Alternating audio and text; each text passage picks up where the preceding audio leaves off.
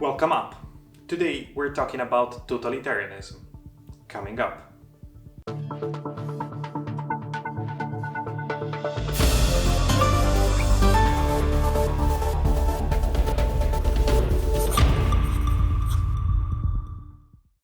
Hello, I'm Understanding Politics, and in this channel I explain political theories and debates to students as well as curious and passionate people, just like you.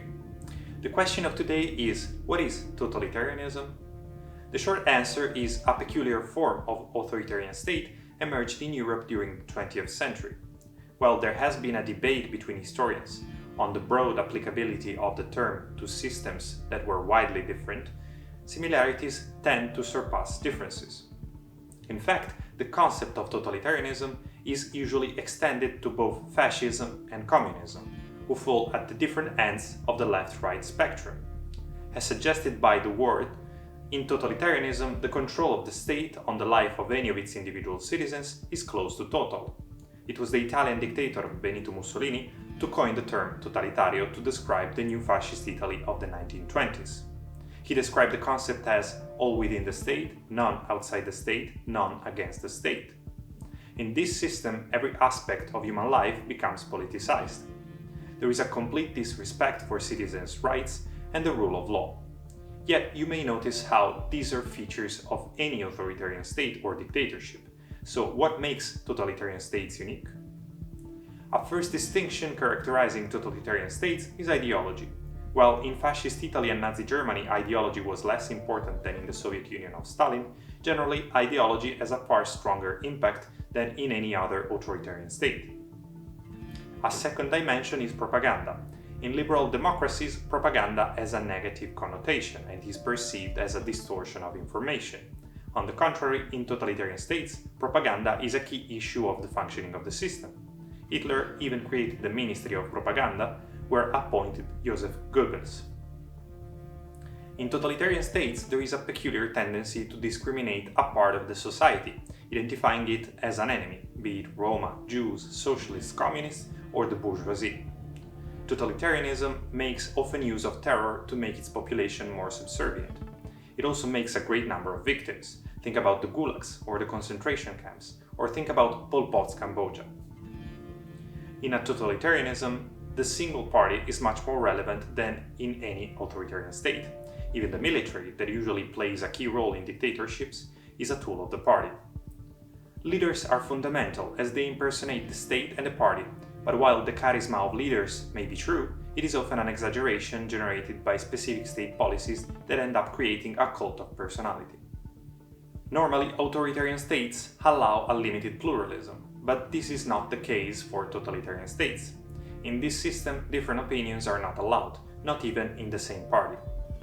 While the idea is that a totalitarian state should bring people together to act as a collectivity as opposed to capitalist democracy's individualism, the fear and mistrust among its members often lead to some form of atomization. The approach to religion varied greatly. In the Soviet Union, the Marxist ideology expected a stronger secularization than in any other capitalist country, yet it was only in communist Albania since 1967 that religion became officially legal. Right-wing totalitarian systems had varying approaches, but mostly they allied with religious institutions. This was the case of Mussolini and the Catholic Church, but even Japan during World War II promoted a form of state Shintoism. Totalitarianism was born only in the 20th century because of the technological advancements that allowed an increasingly greater control on the population. Dystopic novels and series bring the aspects of control to its extreme in sci-fi productions. Yet, one of the greatest critiques to totalitarianisms, and one of the first novels to deal with the topic, was possibly George Orwell's 1984. He offered one of the most terrifying summaries of life in a totalitarian state when the character, Winston Smith, is told by his mysterious interrogator O'Brien, "If you want a picture of the future, imagine a boot stamping on a human face forever." After that, there were many reinterpretations of dystopic futures in totalitarian states.